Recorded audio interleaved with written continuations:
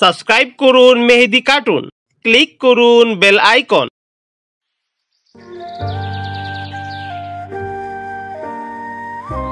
বৃন্দাবন জঙ্গল। সেই জঙ্গলে অনেক পশু পাখি বাস করত।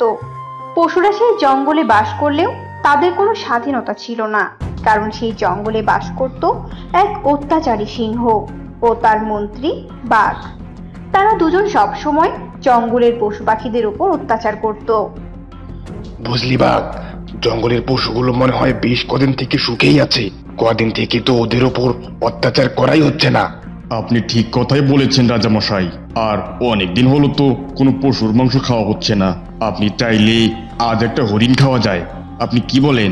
তা তুই ঠিক কথাই বলেছিস, কিন্তু ওরা যা চালাক হয়েছে না, আমাদের দেখলেই তো পালাতে থাকে। তাহলে ধরবো কি করে? ও নিয়ে আপনি কোনো চিন্তা করবেন না, ঠিক একটা ব্যবস্থা হয়ে যাবে। এখন চলুন তবে এগিয়ে যাওয়া যাক। এরপর বাঘ আর সিংহ মিলে বনে বের হয় শিকার খুঁজতে। বাঘ আর সিংহকে দেখে সবাই আতঙ্ক হয়ে যায়। আরে আরে, এই দুই শয়তান আজ আমাদের এখানে কেন? কোনো অঘটন ঘটাতে এলো নাকি আবার? না, আমার যে করেই হোক এখান থেকে পালাতে হবে। তুই একদম ঠিক কথাই বলেছিস হরিণী। এই দুই বাঘ সিংহ নিশ্চয়ই কোনো ক্ষতি করতে এসেছে। শীঘ্রই চল কোথাও আমরা লুকিয়ে পড়ি। কিন্তু ছাগল দিদি, এরা তো আমাদের খেয়ে ফেলবে না? হয়তো একটু শাসিয়ে যাবে। এরা তো বাইরে থেকে শিকার ধরে নিয়ে আসে। উফ, তুই এত বোকা কেন বলতো? এটাই তো ঝামেলা। ওরা কদিন ধরে বাহিরে শিকার করতে যাচ্ছে না, তার মানে আমাদের মাঝে যাকে পাবে তাকেই খেতে চাইবে আজ ওরা। দেখছিস না কিভাবে খুঁজছে আমাদের? এমনিতেই তো জোর জবরদস্তি করে আমাদের বাড়ি থেকে খাবার নিয়ে যায়, কিন্তু হঠাৎ আজ গ্রামে খুঁজছে কেন আমাদের? এইসব কথা বলে ছাগল আর হরিণ মিলে একটা ঝোপের আড়ালে লুকিয়ে পড়ে।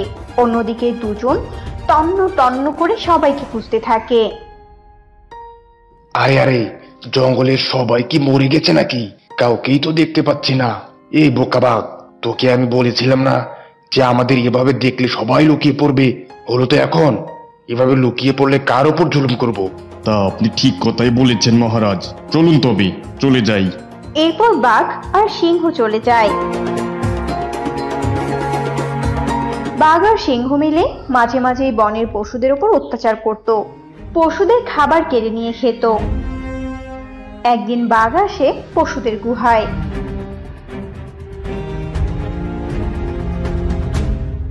আরে বাঘ দাদা, তুমি এখানে কেন? কি হয়েছে? হ্যাঁ হ্যাঁ, তোর কাছে এলাম। কতগুলো মুরগি আছে রে তোর কাছে? দে বের করে। আমাদের সিংহ মহারাজ খেতে চেয়েছেন। মানে বাঘ মশাই, আমার কাছে তো এখন কোনো মুরগি নেই। মুরগি নেই? আচ্ছা ঠিক আছে, আমি এক্ষুনি দেখছি মুরগি আছে কি না। যদি খালি একবার মুরগি পেয়ে যাই তাহলে তোকেই আজ নিয়ে যাব মহারাজের কাছে। মানে আছে আছে আছে আছে বাঘ মশাই, মুরগি আছে, কিন্তু শুধু দুটো। তাও ওই দূরের উঁচু পাহাড় থেকে ধরে এনেছি অনেক কষ্ট করে। তুমি নিয়ে যেও না, তাহলে যে আমাকে অনাহারে থাকতে হবে। নিয়ে যেও না দয়া করে। মিসকে এত করে বলার পরও বাঘ কোনো কথাই শোনে না। বাঘ মিসকের গুহা থেকে দুটো মুরগি নিয়ে সেখান থেকে চলে যায়। এভাবেই বাঘ সবার ঘরে যা যা ছিল সব নিয়ে যায়, আর যার ঘরে খাবার ছিল না তাদের ঘরে ছোট্ট ছানাদের ধরে নিয়ে যায়। আরে বাঘ, এই তো তুই একটা কাজের মতো কাজ করেছিস। কতগুলো খাবার তুই নিয়ে এসেছিস। এতগুলো খাবার তো 2-3 দিন আমরা অনায়াসেই খেতে পারবো। হা হা হা হা। তা আপনি একদমই ঠিক বলেছেন মহারাজ। শুনুন, এভাবেই এদের ভয়ভীতি দেখিয়ে আমাদের থাকতে হবে, তাহলে আর খাবার নিয়ে কোনো চিন্তা করতে হবে না। বাঘ এভাবেই বলে ভীষণ হাসতে থাকে। এভাবে দিন কাটতে থাকে। দেখতে দেখতে গ্রীষ্মকাল চলে আসে। জঙ্গলের একটি নদী বাদে প্রায় সব নদীর জল শুকিয়ে যায়। পশু পাখিরা পানির অভাবে হাঁপাতে থাকে। পুরো জঙ্গলের শেষ সম্বল থাকে ওই নদীটি, তাই সবাই ওই একটি নদীতেই পানি পান করতে থাকে। একদিন বাঘ আর সিংহ আসে নদীতে পানি পান করতে। মহারাজ, আমি একটা জিনিস ভাবছি, আপনিও কি তাই ভাবছেন? আরে বাঘ মন্ত্রী, আমার কি আর তোর মতো অত বুদ্ধি আছে নাকি রে? তাই কি ভাবছিস সোজাসুজি আমাকে বলে ফেলতো। শুনুন মহারাজ, আমাদের জঙ্গলে তো এখন এই একটি মাত্র নদী, তাও খুবই কম পানি। আর এখানে তো সবাই পানি পান করছে, তাই দেখবেন এখানে সবাই পানি পান করার কারণে দুদিনেই নদীর পানি শেষ হয়ে যাবে। আপনি বরং এখনই ঘোষণা দিয়ে দিন, এখন থেকে এখানে কেউ পানি পান করতে পারবে না। আরে হ্যাঁ তো, তাহলে আজই তুই এই ঘোষণা দিয়ে দিবি। এরপর বাঘ পুরো বনে ঘোষণা দেয় যে নদী থেকে কেউ আর পানি পান করতে পারবে না। যদি কেউ পানি পান করে তাহলে তাকে সিংহের হাতে জীবন দিতে হবে। এমন কথা শুনে সবাই ভীষণ ভয় পেয়ে যায়। শুনেছিস হরিণ, আমরা কোন খবর শুনতে পেলাম রে? তাহলে এবার আমাদের কি হবে? আমরা তো মনে হয় পানির অভাবে মরে যাব এবার। তুই একদম ঠিক কথাই বলেছিস রে ছাগল, আর মনে হয় আমাদের রক্ষে নেই রে। এবার আমাদের সবার জীবন দিতে হবে। এভাবেই দিন কাটতে থাকে। পশুরা সবাই চুপি চুপি নদী থেকে পানি পান করত। আর যদি কেউ সিংহের কাছে ধরা পড়তো তাহলে সঙ্গে সঙ্গে সিংহের পেটে চলে যেত। একদিন ছাগল, মিসকে আর হরিণী নদীর ধার দিয়ে যাচ্ছিল। ছাগল, আমার বড় পানি পিপাসা পেয়েছে রে, আমি একটু পানি খেয়ে নেই। তুই কি পাগল হয়ে গেছিস নাকি রে বলতো? সিংহ মহারাজ এদিক দিয়ে যাওয়ার সময় হয়েছে, পালাই চল তাড়াতাড়ি। আমার গলা কাঠ হয়ে যাচ্ছে রে, একটু তো জল খেয়ে নিব। সিংহ মহারাজ দেখতে পারবে না, এই কয়েক সেকেন্ড লাগবে, তার মধ্যে আমি পানি খেয়ে নিব। এরপর হরিণ যেই না পানিতে মুখ দেয় অমনি বাঘ আর সিংহ হাজির হয়ে যায়। কি এত বড় সাহস বনের রাজা সিংহর কথা অমান্য করা! এই বাঘ, ওকে ধরে নিয়ে আয় তো। মহারাজ, ও ভুল করেছে, ওকে ক্ষমা করে দিন, মারবেন না ওকে, ও ভুল করে পানি খেয়েছে। ছাগল এত করে বলার পরেও ছাগলের কোনো কথাই শোনে না সিংহ। ওরা দুজন মিলে হরিণকে ছিঁড়ে ছিঁড়ে খেয়ে চলে যায়।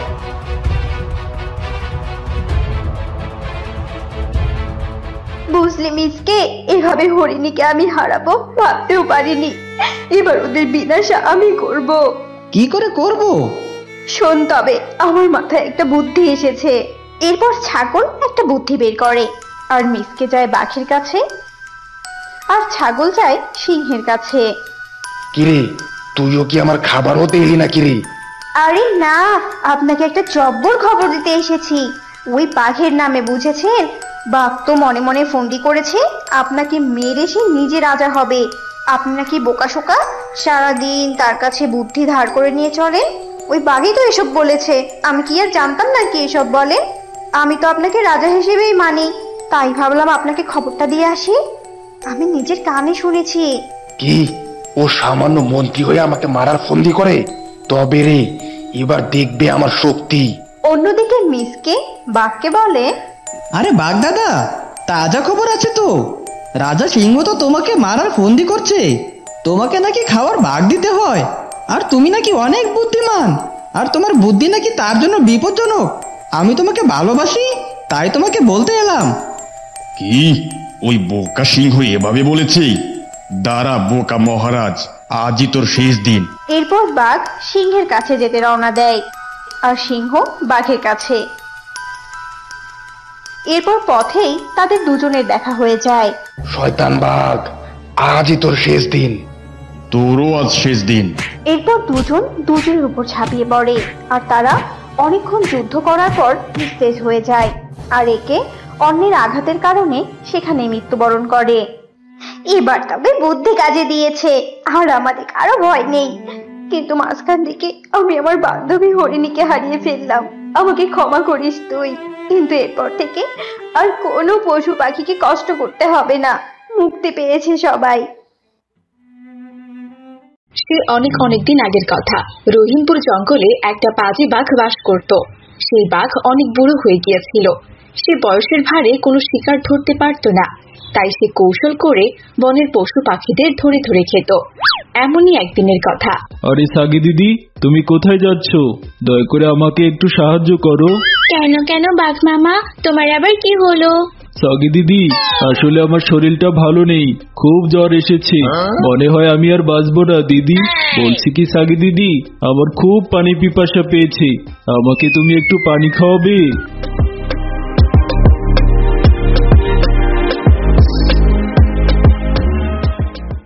বাঘের এমন কথা শুনে ছাগিটি নদী থেকে একটুখানি পানি এনে বাঘটির সামনে রাখলো।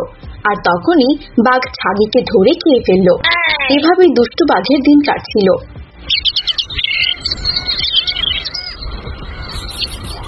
তারপর আরেকদিন বাঘের গুহার সামন দিয়ে একটা শিয়াল যাচ্ছিল। এই যে শিয়াল পণ্ডিত, যাচ্ছ কোথায়? এদিকে একটু আসবে? আমার শরীরটা ভীষণ খারাপ, আজ কদিন থেকে আমি কিচ্ছু খাইনি। আমাকে তুমি একটু খাবারের ব্যবস্থা করে দিবে শিয়াল পণ্ডিত? কি বললে তুমি? আমার কি খেয়ে দিয়ে কোনো কাজ নেই? আমি তোমার জন্য শিকার আনতে যাব? তুমি কি আমাকে ছাগের মতো বোকা পেয়েছো? তুমি ভেবেছো কি আমি তোমার কীর্তিকলাপ সম্পর্কে জানি না? তুমি যে কালকে ছাগিকে চালাকি করে খেয়ে ফেলেছো সেটা আমি ঠিক দেখেছি। তোমাকে শিকার এনে দিতে গিয়ে তোমার শিকার হওয়ার আমার কোনো ইচ্ছে নেই। আমি তোমার এই বদ কীর্তিকলাপের কথা এই জঙ্গলের সবাইকে বলে দিব। আমি দেখতে চাই এরপর তুমি এই জঙ্গলে কি করে থাকো।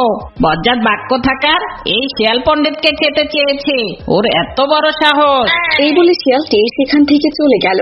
আস্তে আস্তে পুরো বনের পশুরা জেনে গেল যে বাঘ মিথ্যে কথা বলে পশুদের ধরে ধরে খায়। আর বনের পশুরা নিজেদের বাঁচানোর জন্য বাঘের কাছাকাছি আসতো না। সবাই চিতার বাঘের থেকে দূরে দূরে থাকতো। বাঘ বুড়ো হওয়ায় ছুটে শিকারও ধরতে পারত না। আরে ধুর, এভাবে কি আর দিন চলে? দুদিন থেকে তো দেখছি আমার ধারের কাছেও কেউ আসছে না। মনে হচ্ছে এই জঙ্গলের সবার কাছে আমার কৌশল ফাঁস হয়ে গেছে। এই জঙ্গলে আর থাকা যাবে না, অন্য জঙ্গল খুঁজে বের করে সেখানে চলে যেতে হবে। আমি এক কাজ করি, পাশের জঙ্গলে চলে যাই। সেখানে তো আমার সম্পর্কে কেউ জানে না, সেখানে আবার নতুন কোনো ফোন দিয়ে এটে শিকার ধরে খেতে হবে। যেমন ভাবনা ঠিক তেমনই কাজ। বাঘ চলে গেল পাশের বনে। সেখানে কোনো বাঘ সিংহ না থাকায় জঙ্গল প্রধান ছিল হাতি। সব পশুরা হাতির কথাই উঠতো আর বসতো। হাতিমশাই, হাতিমশাই, আপনি তো এই জঙ্গলের প্রধান, আপনি দয়া করে আমাকে একটু সাহায্য করুন। আজই আমি পাশের জঙ্গল থেকে এসেছি। আমি বুড়ো হয়ে যাওয়ায় সে জঙ্গলে সবাই শুধু আমাকেই ধরে খেতে চায়, তাই কোনো রকম জান নিয়ে পালিয়ে এসেছি। দয়া করে আপনি আপনার বনে আমাকে একটু আশ্রয় দিন এবং কোনো একটা কাজের ব্যবস্থা করে দিন। আচ্ছা আচ্ছা, ঠিক আছে, তোমাকে এ নিয়ে আর চিন্তা করতে হবে না। আজ থেকে তুমি আমাদের বনের চৌকিদার। আমাদের এই বনে যেহেতু বড় কোনো প্রাণী নেই, তাই যে কোনো সময় হিংস্র প্রাণীরা ঢুকে আমাদের বনের পশুদের ক্ষতি করতে পারে। তাই তোমাকে চৌকিদার হিসাবে নিয়োগ দিলাম। বেতন তুমি প্রতি মাসের শেষে পাবে, তবে একটা শর্ত, এই জঙ্গলের কোনো প্রাণীকে কিন্তু তোমার ধরে খাওয়া যাবে না। এই জঙ্গলে সবাই ঘাস খায়, তুমিও ঘাস খাবে, ঠিক আছে? আচ্ছা, কোনো সমস্যা নেই, আমি সব কাজ পারবো। আমার শুধু একটা আশ্রয়ের দরকার ছিল। বনের সবাই বাঘকে চৌকিদার হিসেবে পেয়ে ভীষণ খুশি ছিল, কিন্তু তারা জানতো না যে তাদের এই খুশি খুব বেশি দিন আর থাকবে না। একদিন এক ছাগি তার ছানাকে নিয়ে গুহার দিকে যাচ্ছিল। তখন বাঘ তাদেরকে দেখে বলল, এই যে ছাগি দিদি, তোমার ছানাকে নিয়ে কোথায় যাচ্ছ গো? এদিকে একটু এসো তো, তোমার সাথে একটু দরকার ছিল। আমি যে একটু বিপদে পড়েছি। বাঘের এমন কথা শুনে ছাগিটি তার ছানা নিয়ে বাঘের কাছে এলো। কি হয়েছে চৌকিদার ভাই? তুমি তো এই বনের চৌকিদার, তোমার আবার কিসের বিপদ বলো তো? আমার সব থেকে বড় বিপদ হচ্ছে আমার পেটের ক্ষুধা। এই ক্ষুধার জন্যই আমি তোকে এখানে ডেকে এনেছি। এখন আমি তোকে খাবো। হা হা হা হা হা। এই বলে বাঘটি ছাগি ও তার ছানাকে ধরে খেয়ে নিল। এভাবেই দুষ্টু বাঘের দিন কাটছিল। একদিন বনে লালি নামের একটি গাভী অসুস্থ হয়ে পড়েছিল। তাকে দেখতে বনের সবাই এসেছিল। লালি, ঔষধগুলো তুমি ঠিক মতো খেও, ঠিক আছে? আর বাঘ শোনো, আজ তুমি লালির সাথেই থেকো। ও যেহেতু অসুস্থ, রাতে যে কোনো কিছু ঘটে যেতে পারে। তুমি আজ রাত ওকে ভালো করে পাহারা দিবে। আপনি কোনো চিন্তা করবেন না হাতিমশাই, আমি লালিকে ঠিক দেখে রাখবো। বাঘের কথায় সবাই খুব খুশি হলো, আর সবাই সেখান থেকে চলে গেল। রাত হতেই বাঘ লালিকে শিকার করলো। হা হা হা হা হা। লালিকে তো শিকার করে ফেললাম, কিন্তু ওকে এখন খাওয়া যাবে না। কাল সকালবেলা সবাইকে ওর লাশ দেখানোর পর এবং ভুলভাল বুঝিয়ে তারপর আমাকে খেতে হবে। হা হা হা হা হা।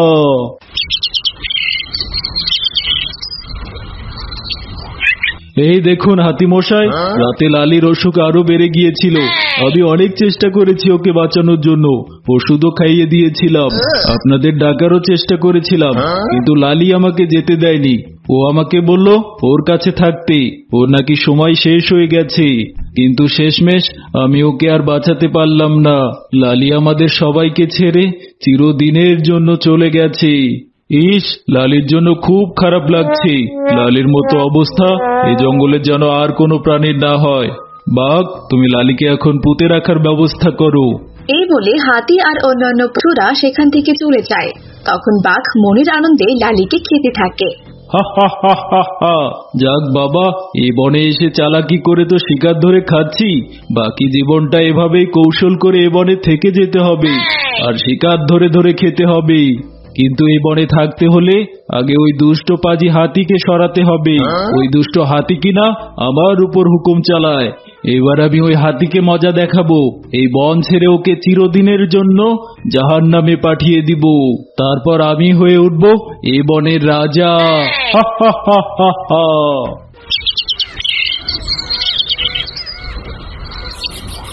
পরের দিন বাঘ যায় হাতির কাছে। হাতি মশাই, বলছি কি আমার শরীরটা ভালো না, খুব অসুস্থ, ডাক্তার দেখাতে হবে। আমার কিছু টাকার দরকার, দয়া করে আপনি আমাকে কিছু টাকা ধার দিন না। চৌকিদারের বেতন পেলে আপনাকে পরিশোধ করে দিব। আচ্ছা আচ্ছা, ঠিক আছে বাঘ, নিয়ে যাও। তবে তোমার কিন্তু এখনো বেতন পাওয়ার সময় হয়নি, অনেক দেরি আছে। তার আগে টাকাটা আমাকে পরিশোধ করে দিয়ে যেও। যখন বেতন পাবে তখন আবার নিয়ে যেও। তোমাকে দ্রুত সুস্থ হওয়া খুব জরুরি। তুমি এই জঙ্গলের চৌকিদার, তুমি পাহারা না দিলে এ জঙ্গলের বড় ক্ষতি হয়ে যেতে পারে। এরপর টাকা নিয়ে বাঘ সেখান থেকে চলে যায়। বেশ কিছুদিন কেটে যাওয়ার পরেও বাঘ হাতিকে আর টাকা ফেরত দেয় না। একদিন হাতি বাঘের কাছে আসে। কি ব্যাপার বাঘ, এতগুলো দিন পার হয়ে গেল, তুমি আমার সাথে দেখা করতে এলে না, চৌকিদারের ডিউটিও করছো না। তুমি কি এখন সুস্থ?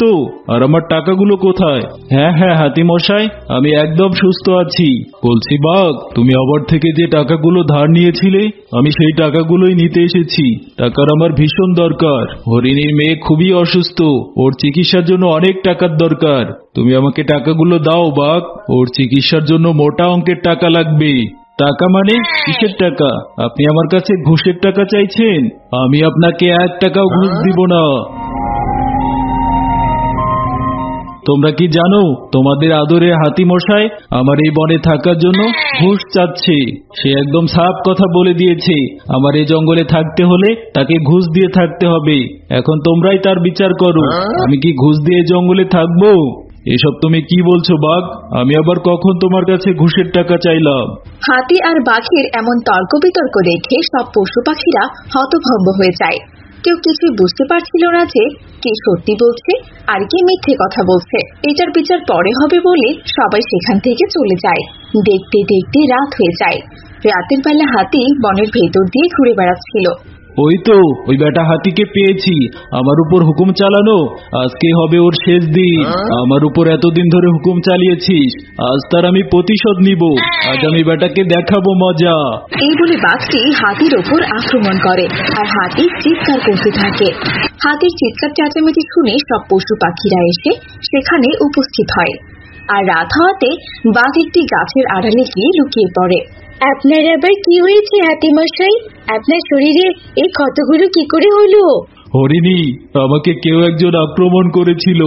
অন্ধকার হওয়াতে আমি তাকে দেখতে পারিনি, সে আমাকে ভীষণ মেরেছে। সে তো আমি বেশ বুঝতে পারছি, কিন্তু আমাদের সবার নিরাপত্তার দায়িত্ব তো চৌকিদার মশাইয়ের। তাকে তো আমি কোথাও দেখতে পাচ্ছি না, সে কোথায়? ঠিক তখনই সেখানে বাঘ এসে উপস্থিত হয়। এ কি, তোমরা বুঝি আমাকে স্মরণ করেছো? তোমাদের ডাক শুনে আমি চলে এলাম। আর এ কি, হাতি মশাইয়ের শরীরে এরকম রক্তের দাগ কেন? আমি এই বনে থাকতে আমাদের বন প্রধানকে কে আক্রমণ করলো? কার এত বড় সাহস? আমার তো মনে হয় আপনি আঘাত করেছেন চৌকিদার মশাই, কারণ আজ তো আপনার সাথে হাতি মশাইয়ের ঝগড়া হয়েছিল। সেটা কি আপনি ভুলে যাচ্ছেন নাকি? এসব তুমি কি বলছো হরিণী?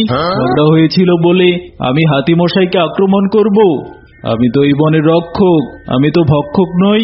শুনুন চৌকিদার মশাই, ক্ষুধা লাগলে না রক্ষকও ভক্ষক হয়ে ওঠে, বুঝেছেন তো? আর আমি বেশ ভালো করেই বুঝতে পারছি যে হাতি মশাইকে আপনি আক্রমণ করেছিলেন। তা না হলে নিজে দেখো না, তোমার হাত পায়ে নখগুলোতে কেমন রক্ত লেগে আছে। এখনো কি তুমি মিথ্যে কথা বলবে যে তুমি হাতি ভাইকে আক্রমণ করোনি? হরিণের কথায় সবাই একমত পোষণ করে। তখন কারোর বুঝতে আর বাকি রইল না যে এতদিন বাঘ এই বনের পশু পাখিদের কৌশলে শিকার করে খেয়েছে। সবাই বাঘকে ঘিরে ফেললো। আর হাতি বাঘকে তার সুরে তুলে নিয়ে জোরে একটা আছাড় মারল। বাঘ বৃদ্ধ হওয়ায় সে আঘাত সহ্য করতে না পেরে মারা গেল।